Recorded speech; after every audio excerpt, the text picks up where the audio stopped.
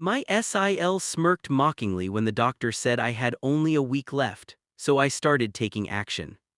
The room smelled like disinfectant and cold fear. I sat on the edge of the hospital bed, my hands clenched so tightly my knuckles had turned white. Across from me, the doctor adjusted his glasses, flipping through my chart like he was searching for the least painful words to use.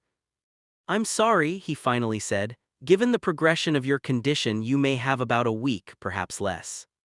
The words didn't land all at once. They drifted through the air, slow and heavy, before crashing into my chest. A week. 7 days. That was all that was left of my life. My husband Mark inhaled sharply beside me. I could feel his hand trembling as he held mine. His eyes were red, and for a brief moment I believed he was just as shattered as I was. Then there was her. My sister-in-law, Karen. She stood near the door, arms crossed, lips pressed together until she thought no one was watching. Then, just for a second, she smirked.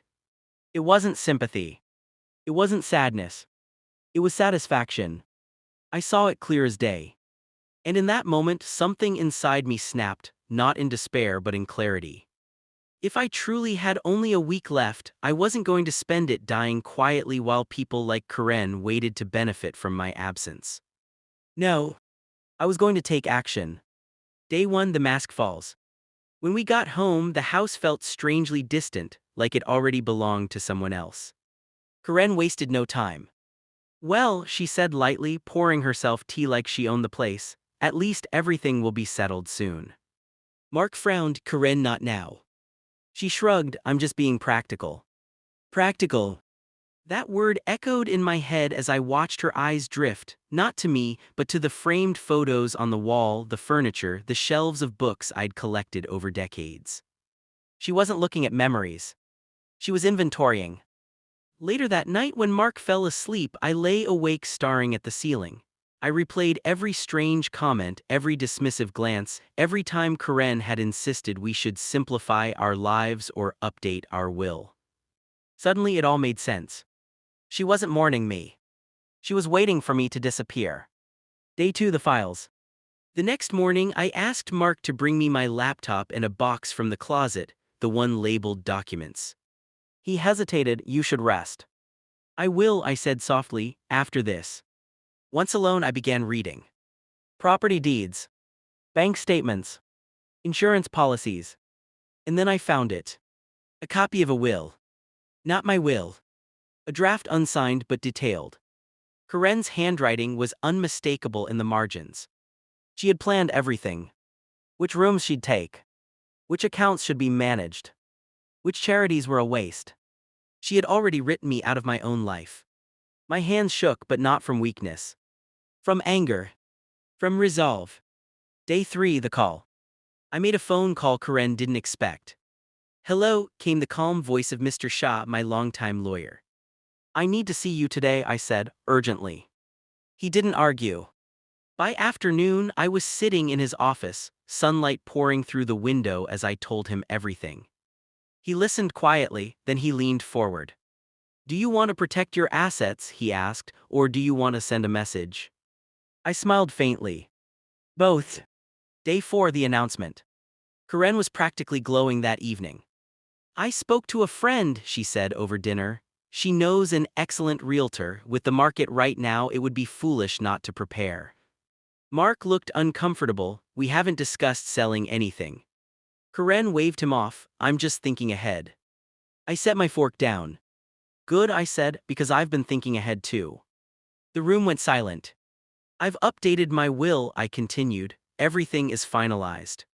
Karen's smile froze. "Oh," she said carefully, "that was quick." "Yes," I replied, "clarity has a way of speeding things up." Her eyes searched my face, trying to read me. She failed. Day 5, the reading. I asked everyone to gather in the living room. Mark, Karen, even distant relatives who suddenly found time to visit. Mr. Shah stood beside me, legal folder in hand. Karen sat upright, confident, already victorious in her mind. Mr. Shah cleared his throat. "My client has made specific arrangements," he said, "effective immediately." Immediately. Karen's eyebrow twitched. "First," he continued, All liquid assets have been transferred to a trust. Karen leaned forward. For medical expenses, she asked. No, Mr. Shah replied, for causes chosen by the client. Her face drained of color. Second, he went on, the house has been signed over. Karen inhaled sharply. To Mark, she asked. To the community shelter, Mr. Shah said calmly, effective tomorrow. Silence exploded in the room. Karen stood up. That's impossible, she's not thinking clearly. I looked her straight in the eye. I've never been clearer. Day 6, the truth. Karen lost control. You're doing this out of spite, she shouted. You're dying anyway, what does it matter? That was the moment. The moment everyone finally saw her. It matters, I said softly, because character shows when people think no one is watching. She tried to argue, to cry, to manipulate. But it was over. Every plan she had built on my death collapsed in front of her. And then something unexpected happened. The doctor called. Day 7, the twist.